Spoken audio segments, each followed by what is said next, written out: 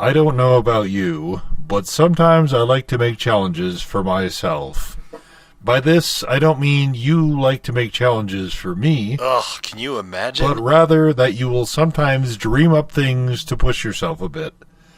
In this case, there is this video, which is an essay about a series I'm, at best, somewhat ambivalent about ultimately. Also, spoilers. Lots of those. Probably. What's a spoiler? Well, it's when you tell the story to those who haven't... Yes, the reveal, sure, call it that if you want. The idea is like telling the big twist to someone who hasn't seen a movie or... Okay, I'll just lie back on the couch, like this, and adjust this pillow under my head, and then stretch out. What do you... Oh, no, that's not... Yes, I know I'm sitting up and not relaxed in this position, but take your hand off my thigh, Doc, and I'll tell you how it all started. You see, as I mentioned in another video, the Gold Source and Source Engine games tended to leave me cold. They were definitely groundbreaking and had physics and all that, but they all looked drab and felt empty and sterile to me, lifeless, for lack of a better word. This works great if you're trying to do a secret underground science lab, or perhaps an unlikely base on Mars, or just really want to add tram rides into everything for whatever reason. But it works less great if you want the world to be inviting enough to spend loads of time in. Interestingly, in all three of those scenarios, you spend a lot of time fighting heavily armored military or pseudo-military types as well. In the mid-2000s, when it was released, I missed playing the first F.E.A.R, which I shall refer to as F.E.A.R 1 hereafter for my own personal convenience. The stylized all-caps with dots F.E.A.R acronym had a hastily arranged and clumsy set of words that it was ostensibly meant to be. The idea here was that F.E.A.R 1 would merge horror and FPS, two things fairly disparate in style, given that horror featured limited, often slow movement, versus FPS, which was far more run and gun. When those collided, one would inevitably have to give to serve the other master. Alright. Shortly after coming back last year, I figured I should chase down the FPS games, at least some of them that I had missed. This would contribute greatly to that most sacred task of forming an opinion, with at least somewhat of a sense of it being educated or experienced, and perhaps even comprehensive, if I could swing it. Definitely world-shattering stuff here, to be sure, but also some of these titles seemed really large absences, and maybe I was missing out on something cool. Then again, I have had precious little interest in any of the military shooters, like ever. So maybe not, but I sure as shit was not going to know without wading in those waters up to my crack. At least that deep. Wait, is this usual for you to weep openly during these sessions, Doc? Something I said? Here, take a tissue or... Okay, yes, take the whole box. It's yours anyway. Where was I? For F.E.A.R 1, I approached it like I would any other game. I knew next to nothing about it, except it was getting some high praise in certain quarters. I was cautiously optimistic, but I rather immediately ran into a problem that anyone who wants to play the older garbage is already and probably intimately familiar. The fucking thing didn't want to run. The fucking thing didn't want to run right. The fucking thing wouldn't run in 1920 by 1080. The fucking thing liked to crash. The fucking thing was a pain in my fucking dick. But that's what I get, I guess. That's what happens when you try to play older stuff on new machines. Okay, stop blubbering. Who's the therapist here anyway? Once I finally got it to go, the goofiness began in earnest. It started with a cutscene that was supposed to set up everything. I guess? Maybe? I'm not entirely sure, as I didn't pay strict attention, and this was John Carmack's fault. Not to say that he was going to give two good shits to rub together about some jerk-off playing a game live 20-plus years after it was released, but I played Doom 3 first. Also, Doom 3 was released first, which makes them ripe for comparing, which obviously did not do F.E.A.R 1 any favors. The gist was that some unknown force had forcibly forced their way into Black Mesa. Nope, I mean one of the SCP buildings. No, that came later. Yes, I interrupt myself a lot. I don't need your help doing that. What am I even paying you for? You definitely take my insurance, yes? You checked first, right? Before scheduling this? This is covered? Okay, good. The gist was that some unknown force had forcibly forced their way forcefully into a black site that was researching paranormal activity. Now, certainly the idea of espers, as old science fiction used to call it, was not new, and a lot of time was spent in the 80s here and there, and kinda sorta in the 70s also, with movies along those lines. But the concept was to marry horror to FPS, since Doom 3 had already proven the value of pushing technological advances to the exclusion of all else. You are Point Man. An advanced scout, messiah, super soldier, player character savior? Yeah, that one. You are Point Man, the player character savior, who has a particular set of skills, who is tasked with recon and recovery and demolition and annihilation. Not in that order. There is also a rogue agent about, named Paxton Fettel, who has gained control of a clone army, called Replicas, and also taken over the entire facility. You are to murderize him, which will stop his control over the replicas and allow them to be, docile? Oh no, sure, yeah, go ahead and take a fucking phone call. It's not like I'm paying for this. Oh wait, no, I actually am. Yeah, definitely go in the other room for privacy. Wouldn't want them to know you're with an actual goddamn patient or anything. I'll just go on then, shall I? Along the way, you also discover that this secret facility was using something. Cells, maybe? Of an 8-year-old girl named Alma. Alma has very strong telesthetic latencies, or some other similar sounding words vaguely relative to ESP, and they created prototypes with her. One of those she gave birth to when she was 15, and then another 3 years later. The baby prototypes were removed from her after she birthed them, events to which she did not find herself overly amenable. There is discussion of a resonance cascade, oopsie poopsie, I mean a synchronicity event, and she is put into stasis. Fettel comes up with a plan so crazy it just might work, to bring her out of stasis, and power, control, etc., etc. You are also looking for Harlan Wade, a researcher and resident creepy asshole, who was only 2 days from retirement and is now missing and presumably too old for this shit. Also, the horror bits are not drip-fed into the game in a sort of slow burn, other than generally creepy environmental vibes, but shoved into your face with hallucinations that make it seem as if the game is breaking. This might have been effective back in the day, but where the game actually broke repeatedly before I could get it to run at all, it more made me annoyed that I would potentially have to restart, as well as being generally disruptive to gameplay. For, you see, I had approached the game like a normal FPS, where I mostly cared about movement and guns.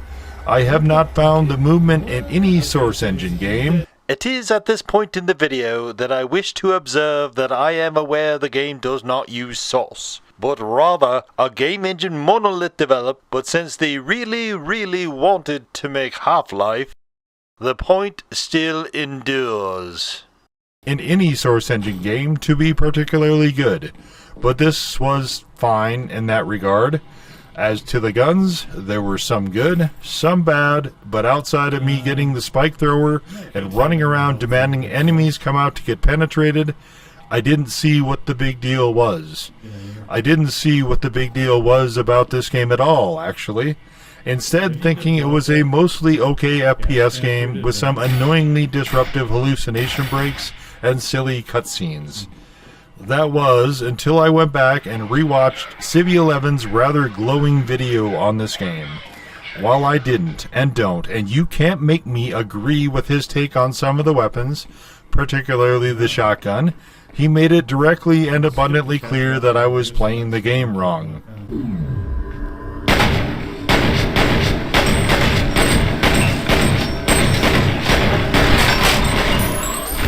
Look, I spend a lot of time in slow-mo with dual pistols. If you don't, you're playing it wrong. Now, I can admit when I'm wrong. Oh, you're back, Doc. How's your cock? What? I said no such thing. I asked, how was your call? Everything come out all right? Getting enough sleep? Passing your stool in good order? Good, good. Now how's about you quit interrupting me? No, the fuck, I am not going back and repeating what you missed. You can just go back and watch the video on YouTube like everyone else. Yes, I'm serious. Do you not read the notes before you start these meetings? What do you mean, done? What do you mean, finished? I'm putting the whole goddamn system on trial. Oh, you decide when it's over, huh? Fine. I'll go, but I want a refund.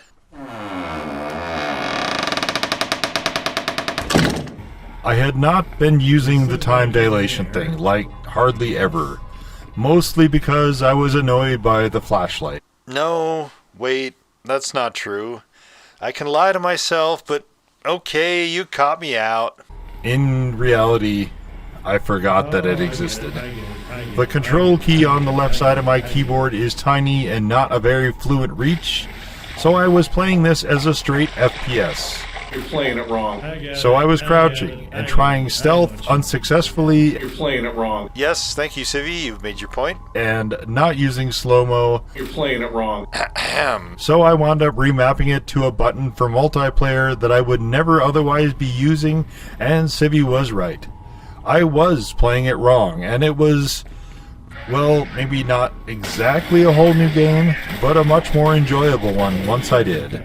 So, thanks, Civvy. You're playing it wrong. Okay, then. I did play both DLCs for the first game and both sequels using bullet time. By the time of F.E.A.R 3, I was steadily abusing it.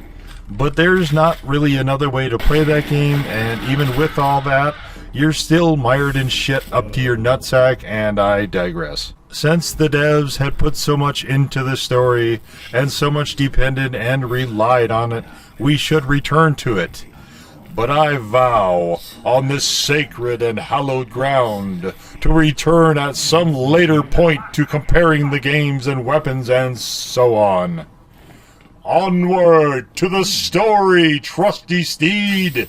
So, Alma allegedly died, except she was just put into stasis, deemed as too dangerous, you know, after they thoroughly fucked her around and literally fucked her over. Officially, she was listed as deceased, but they kept her in storage, devoted resources to it, just in case, I guess? Fettel, the ostensible lunatic big bad, and the guy currently turning your mind to pudding, is also your younger brother. Alma, who appears as either a little girl in a red dress or a horrifically malformed long-haired naked chick in those hallucinations, is your mother. Harlan Wade is apparently her father, who definitely does not deserve any Father of the Year mugs, and he releases her from stasis. She promptly executes him upon revival. From there, Point Man blows up the entire facility with a nuclear explosion in the core, and then takes off in a helicopter. Practicing contortionists are slack-jawed in awe at the gyrations this storyline takes, but we aren't done. Next is the first DLC, Extraction Point. This picks up immediately after the first game stops, as expansions and DLCs formerly used to do, although I think both here might have been standalones. Anyway, the helicopter crashes. The occupants of the crashed chopper split up to find and... wait for it? extraction point, and Point Man discovers that Vettel is somehow still alive, and he's brought the replicas to the party once again. This time Mom, in her red dress form, is helping guide us and also eliminating enemy combatants. More hallucinations, a sequence to restore power with dual moms, and right before Point Man is able to get a new helicopter, Oboe Shoes, Paxton Vettel observes that he, as in Point Man he, not Oboe Shoes, who does know better, but Point Man, who does not, should know better, and the helicopter explodes. We also get a new weapon or two, but can only have like 3 or 4 at a time, so yeah, that. The very next DLC was called Perseus Mandate. This is a parallel mission investigating the Perseus project of Armacam, which is the naughty secret company doing all this, and its CEO, Genevieve Aristide, who is an unsavory clod of the worst order. This one is even more of a mess, dragging in senators, 3 different groups, yours, a mercenary group, and the Armacam security, all of whom are fighting each other, and then later the replicas also, since this is meant to coincide with both the first game and the first DLC. This bears no relation to anything particularly, and like Stranger Things, the Resident Evil series, and the FNAF series, it very much seems like they were making it up as they went along. And hey, what do you know? F.E.A.R 2 threw the entirety of the previous DLCs completely right out the fucking window. In F.E.A.R 2, you play a completely different character named Beckett, that squad mates also maybe sometimes call Bucket. I think I prefer Bucket. It rings of character. So Beckett Bucket is part of a team that is there to take Aristide into protective custody. I think maybe this game actually starts before the first one ends, but I was none too clear on that. In hindsight, it would have to have been. More on that soon. The team is not successful, as an Armacam Black Ops team interferes first. Were they sent by the board? Were they rogue? Who can know these things? In any event, the nuclear explosion thing happens and the entire team is knocked out and then awakens post-surgery, where they have been modified. The hallucinations were happening to Beckett Bucket off the rip, and now they are worse. Both visions of Alma are haunting him, and Aristide says he must go to a transmitter of some kind to destroy Alma permanently. Also, there's a guy calling himself Snake Fist invading their airwaves, sort of akin to the villains of OGRE4, only without the visuals. Nice.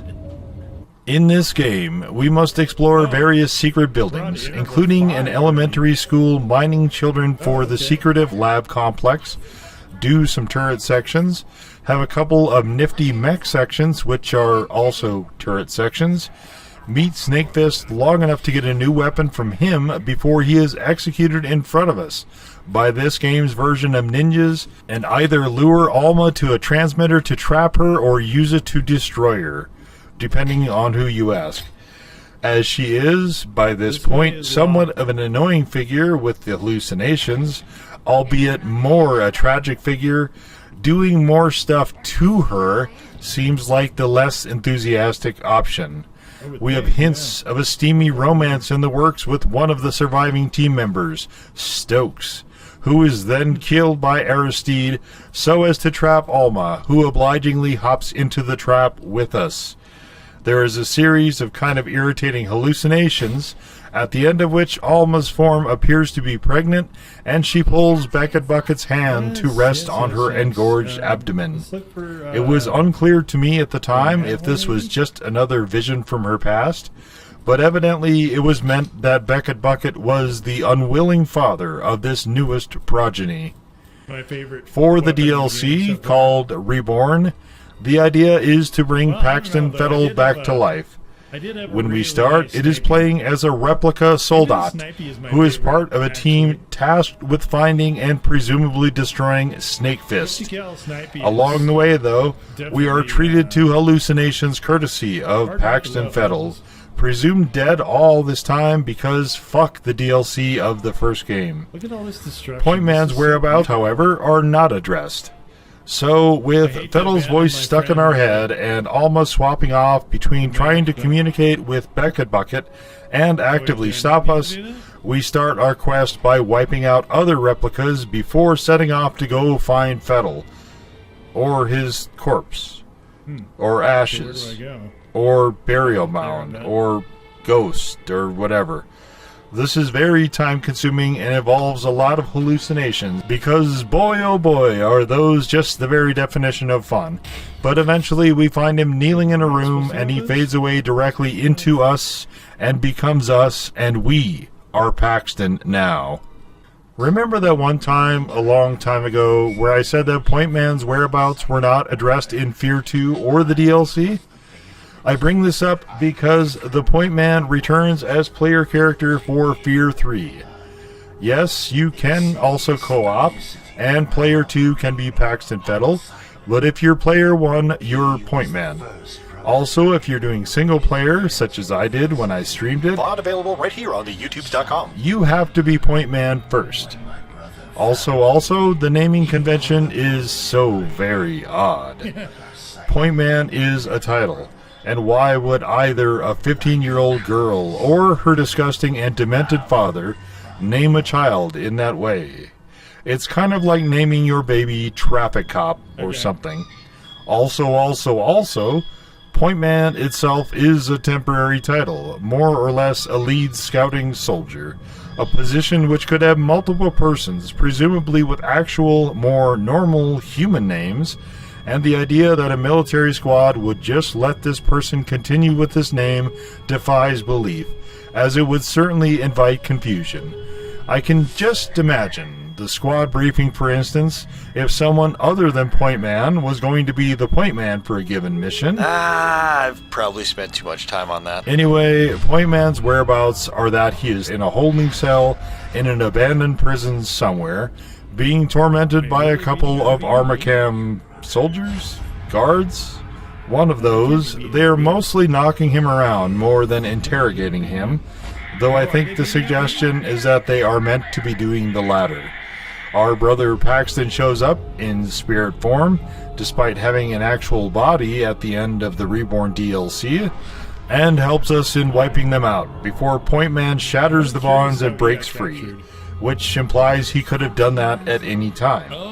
How and why he arrived there in that cell and cuffed to a chair in the first place is hand-waved away.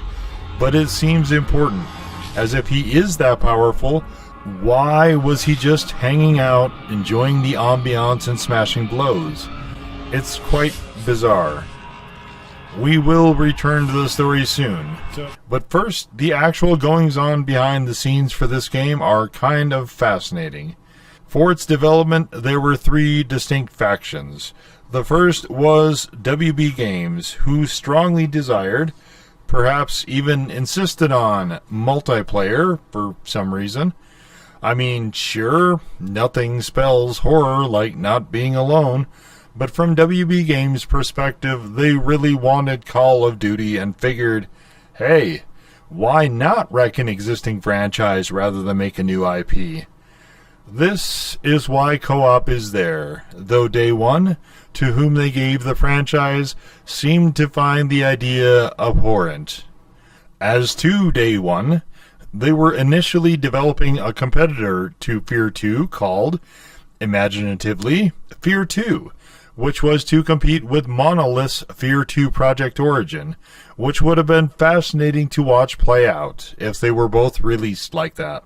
There were different rights issues with the original property, with Monolith eventually gaining full control and their version of F.E.A.R 2 being the one to be released first. The game that Day One had developed within the same world was to be F.E.A.R 3. Except As it turned out, that proposed game became instead heavily modified with elements of both cover shooters and horde shooters. To compound this fun, since fuck the player and all, you could now only carry 2 weapons at a time. They also changed the mechanics of various interactions, making this almost a near total shift from the previous games, and perhaps as close to a middle finger to the fanbase as I've ever seen a game release be. There is a sort of creepy atmosphere, which you never get to admire, as most of the enemies who don't rush at you are head scanners. There is horror here, but it is mostly in the usually quite brief cutscenes that evidently involve John Carpenter. And if that's not enough fun for you, there is also the running and exploding suicider type enemy, which no game is ever made better for having. Still a bit of enjoyment left, you say? What if we take up most of the screen with aiming down sights and or blood spatters when you get hit, which is almost always before you can see any of the enemies doing it? Quite a lot of the starting dev team did not make it to the game's release, which is perhaps the least surprising conclusion. I will get to the weapons and gameplay a bit more in the later breakdown, but it's important to understand the swirling elements behind the game, because no one got what they wanted out of this title, and it wound up tanking day one as a studio. Point Man, after breaking free, is set on finding Jean, a character from the first game. This involves romping through various set pieces, some of which are quite intricate and very cool, and then which are immediately wrecked by the enemies inhabiting them. WB Games has a long and storied history of being a trash publisher, and it really is a shame they can't just get the fuck out of the way of things. Anyway, we find Jin, and she is re-abducted after the cutscene, and then later heisted by these really annoying teleporter enemies. And we know how much I love those. In case you don't, the amount is not at all. Not slightly, not a morsel, not a smidgen, not even a little bit. They can all universally fuck right off into the sun. Especially that asshole at the end of the first Resident Evil Revelations, and yes, I'm still salty as fuck about it. There are several of these enemies in this game, and they are pretty unenjoyable to fight, and the game grinds to a screeching halt in those sections. Exactly what you want in an FPS, of course. So, we have the mystery of whether or not Paxton, who seems more or less an analog for Loki here, albeit a completely insane one, at the same time as we're chasing after Jin, who has discovered the secret of the Beckett Bucket, who does a whole bunch of lore dropping in a cutscene under the guise of being interrogated by Armacam goons. I mean, he actually was, so there are definitely worse ways of doing it, to be sure. Also, Beckett Bucket insists loudly he was raped, but it is suggested that he was also grown in a vat as a clone or something, and the family tree is looking more like a sloppy slurry. Alma is preggers, as mentioned, and her contractions are causing tremors, and also sort of shockwaves. Beckett Bucket is valuable to Armacam because something. Also, there is a new phantom figure that evidently is made up from something involving Harlan Wade, and is also attacking. There are more rushing types, which can also teleport in through walls and floors, because the game evidently was not content sucking at the level it previously had. We do also have some mech sections, which are a lot less enjoyable than the ones in F.E.A.R 2, fitting because it is par for this game, which is on the whole a whole lot less enjoyable than the first one or the second one. We catch up to Jean again, who then immediately scampers off to go do something, and we are left alone with our increasingly deranged brother doing the talking, since we are still mute, and eventually we find Beckett Bucket, who Paxton invades and then causes to explode. After that, we are on our way back to the lab where we were born to confront our past, I guess. Fuck, I don't know. I wasn't really paying attention since this game had long lost me, but we have to kill the extremely annoying and way overly grabby Harlan Spectre thing. Then we go find our mother, who has an actual pregnancy balloon. From there, it is mostly scripted sequence stuff with a variety of cutscenes until the end, whereupon Jean informs us via voiceover that she's also still alive. If it seems like I'm spending a lot of time on the storyline, it's only because I am. And the reason I'm doing that is because I got confused. See, after playing F.E.A.R 2, which I like better in nearly every respect over the first game, I couldn't figure out why a lot of people were either intimating or directly stating that F.E.A.R 1 was great and everything after was hot runny shit. The reason was that the story, which the first game leaned so hard into, was a lot less intrusive in the second. But people took that to be Monolith abandoning the horror or whatever. I like both DLC better than the first main game because they were more streamlined and flowed better, but I didn't have that problem with F.E.A.R 2.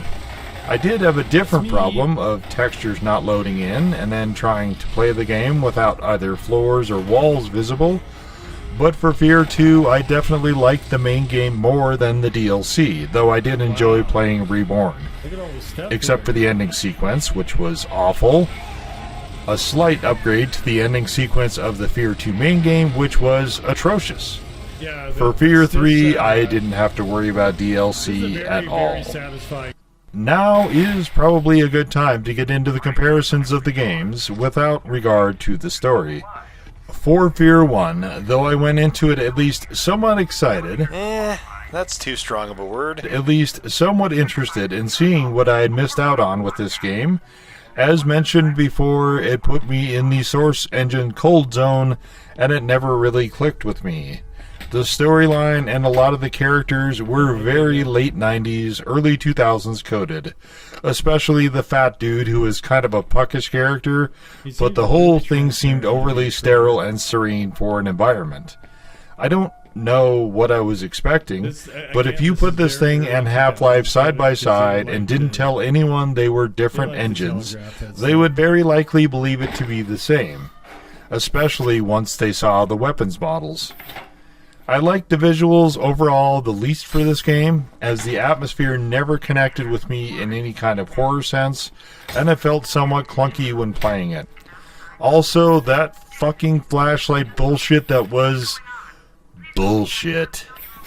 I won't address the weapons directly here, as they will get their own section next, but I did warm up somewhat to this game later, though I thought the levels were kind of excessively long. See also Half-Life 2. For F.E.A.R 2, it still wanted to be Half-Life, as evidenced by things like the interval names being layered on the screen in text, but the difference here was even greater than comparing Half-Life 2 to Half-Life. Here we had incredibly grandiose visuals, particularly for the skyline, and even though a lot of the game was set inside buildings or tunnels or otherwise not in the open air, it was still fantastically detailed.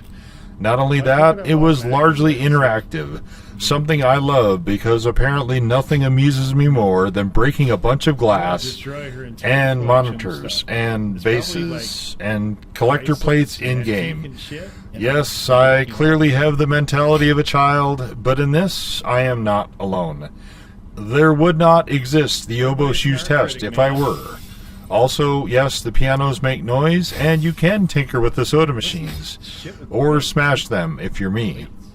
This game also felt the best to play of the three, particularly in how it flowed, or would have, sans glitches, and it was truly unfortunate that I kept running into the graphical error that plagued every day of streaming, including the DLC, as well as the various crashes that kept coming up. For me, F.E.A.R 2 took everything good from the first game and distilled it, made it a punchier and tighter experience. And you could have more guns. Still not all at once, but more. And as we say in the trades, more is more. Obviously, the glitches and bugs kind of annihilated the immersion for me, as the horror hallucination segments just made me afraid the fucker was crashing out again. I more found Alma to be a sympathetically tragic character after this game, Not sure if that's what they were going for. Ooh, For melee Fear sucks. 3, coming off and riding the high of Fear 2, it was like someone had not only let all the air out of my tires, but gave me a fistful of balloons, Oh my then God, systematically why? popped every single fucking one while I looked on, that still goggle-eyed, as I was left holding strings tied onto flaccid bits of brightly colored latex. Oh, point man. They changed the mechanics, so instead of just tapping E to do stuff, you now had to hold it, even in places that made no sense. The mouse wheel was the melee button, but also the weapon switcher, which was curious. You could only carry 2 guns, which meant I had to forego the snipey for most of the game, which pissed me off to no end since the snipey zoom was the best in this game. Movement was closer to the first game, but it didn't matter, since all the enemies, except the rushing type, were head scanners and they would tend to announce their presence by lighting you up. This meant you were more or less going from cover to cover in sections with enemies and holding up. If you did it too long, the game would have them fling grenades. Also, a lot of the time, their shots will ignore your cover entirely. There were also other sections with rusher-type enemies when the game decided it wanted to be a horde shooter. It did a really shitty job of allowing you to crowd control, though, since everything was crazy spongy. It also brought in, as mentioned, the suicider type here and there for no fucking reason. Towards the end of the game, it tried to merge both play types, so there I was, trying to manage a horde, which stopped fighting the Armacam goons who were doing the cover section, and both enemy groups decided to focus their attack on just me, and yes, it sucked just as much as you'd expect. There were also entire sections that had nothing but traversal. It reminded me of the loading sections of the old God of War games a bit, though less interesting. Visually, though, the details were solid in most of this game, and there were a lot of sections that had really interesting layouts. Some of them lent themselves well to a great sense of unease, though many of them just looked unsanitary. I wanted to explore pretty much all of them and admire the scenery, even though this game visibly reused a lot of both assets and layouts, but it also did something that I hate when games do, and had doors closing themselves behind me. This meant that I couldn't dispatch enemies, then go find more ammo, or those experience sources called links, or the mommy dolls scattered around. If I wanted to do any of that, I had to do it first, because once you triggered the next section, you could not go back. Instead of intervals flowing one into another, this one went to a cutscene, then stat screen at interval end, which did a phenomenal job of breaking the immersion nearly entirely. Exactly what you want for a horror title. It also would frequently take my guns away after one of these screens, something else I really, truly hate.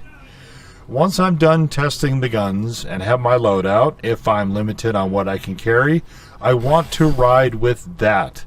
Games taking away my shit arbitrarily annoys me to no end.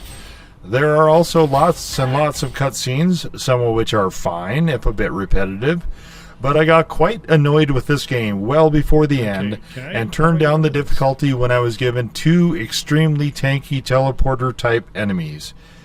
It was at this point that I discovered I could not restore the difficulty to where I had it before, but I was long past caring by then.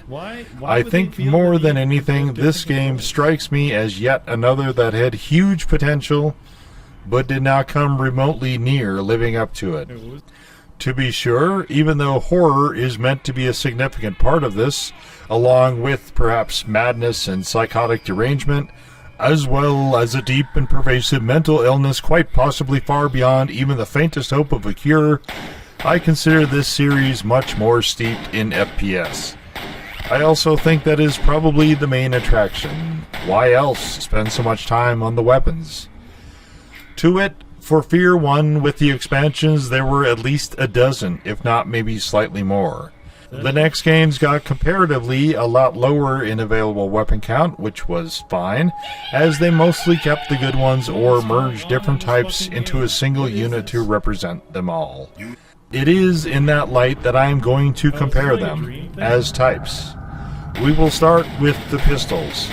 This is always the weapon you start with in all of the games, and in all of the games, except for maybe the first one where you can go guns akimbo, will be the first thing you need to replace.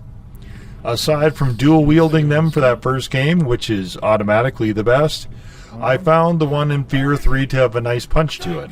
It is not fast enough for what the game would like you to do, however, but the game does give you a pair of machine pistols later to wield, which is also great fun. Possibly, actually, I might have to give this a tie between Fear 1 and Fear 3. The pistol in Fear 2 is mostly garbage. We're going to go in Doom order, not the order they show up in the games, which means the shotgun is next. Civi, who was a pal letting me borrow his voice for the earlier segment, in that same video of his on Fear 1, link in description below, considered it one of the greatest shotguns in gaming. To me, it looked more like Half-Life biting, right down to the model, and honestly, I was never overly impressed with the SPAS 12 it is meant to be. Iconic? Sure. But in all of the games, you have to play somewhat strategically and use cover.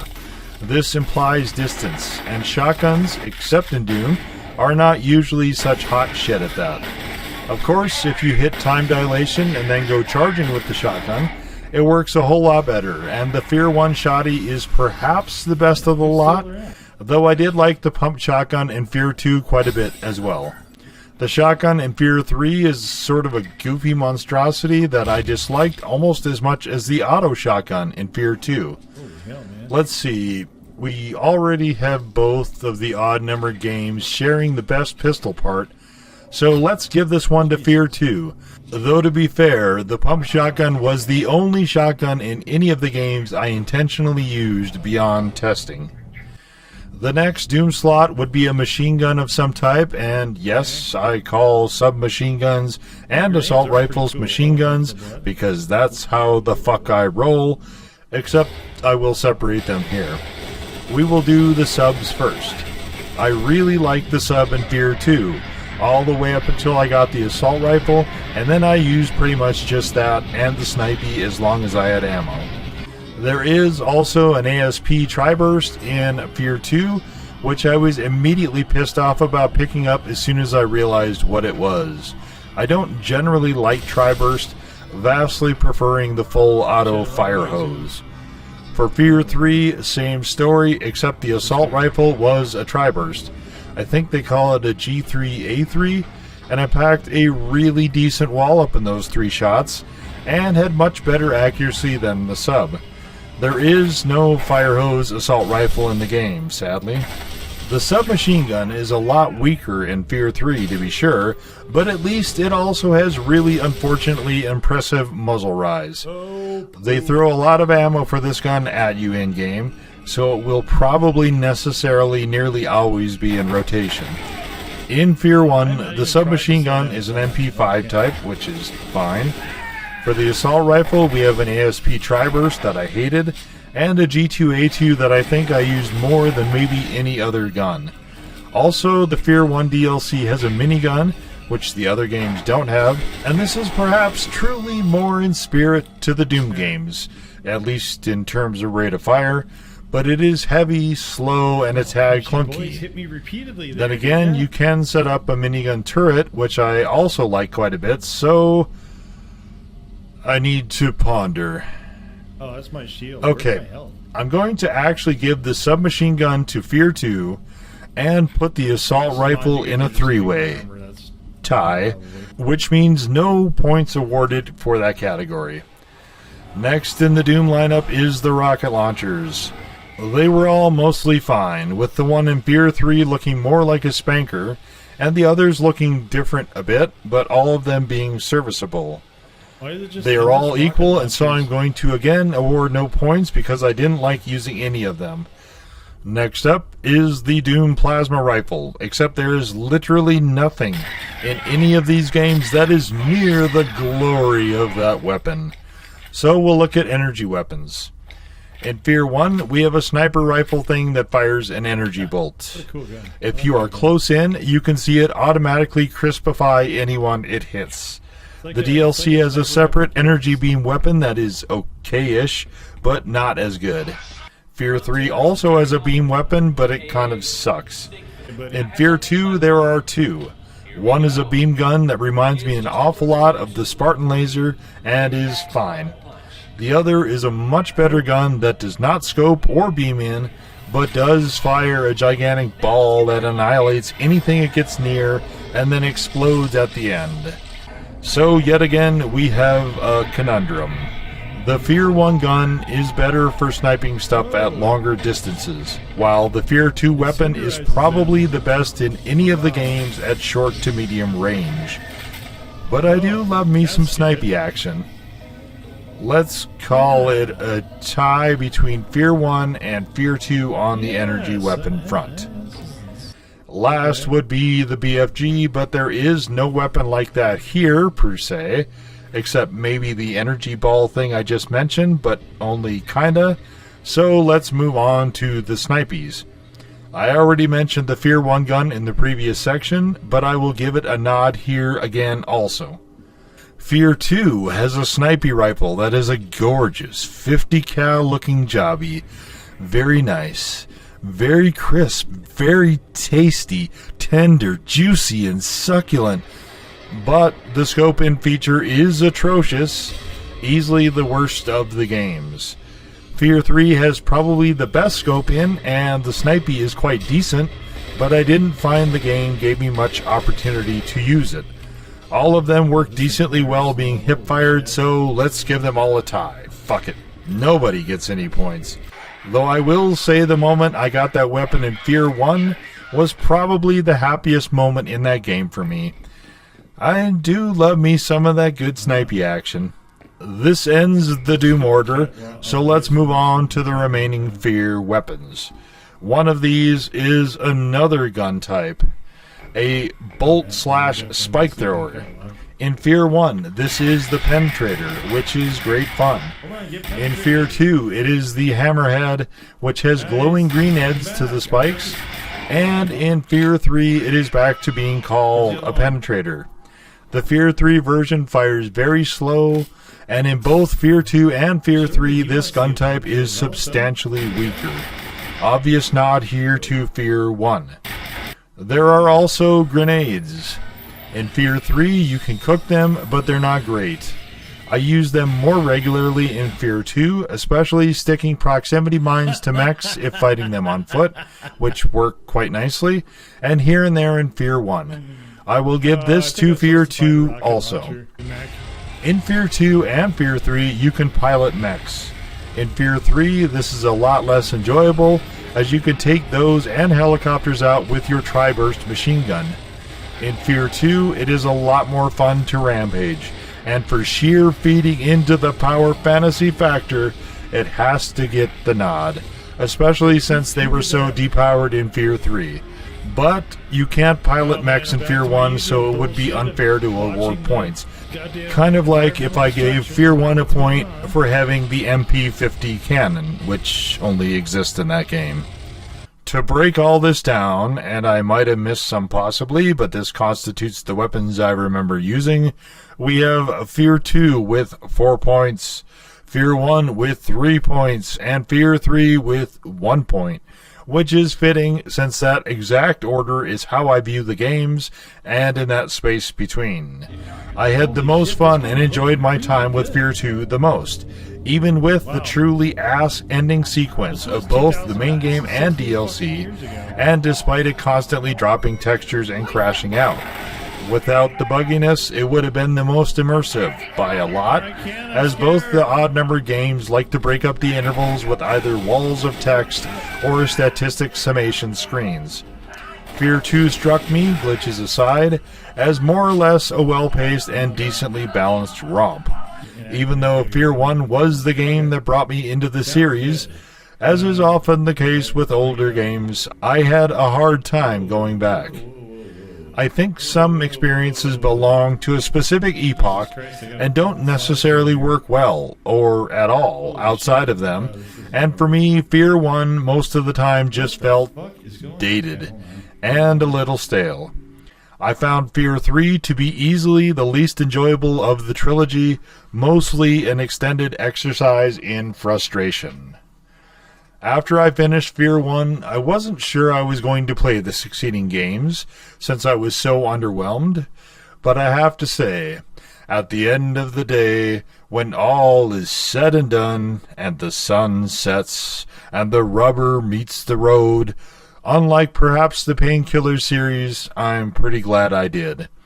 The horror angle missed me nearly entirely, but despite the games often looking like a military shooter I ordinarily would have no interest in, there was something a bit captivating about these worlds, especially in the second game, that I'm happier for having experienced. And I'll take as many of those as I can get. As always, thank you for watching.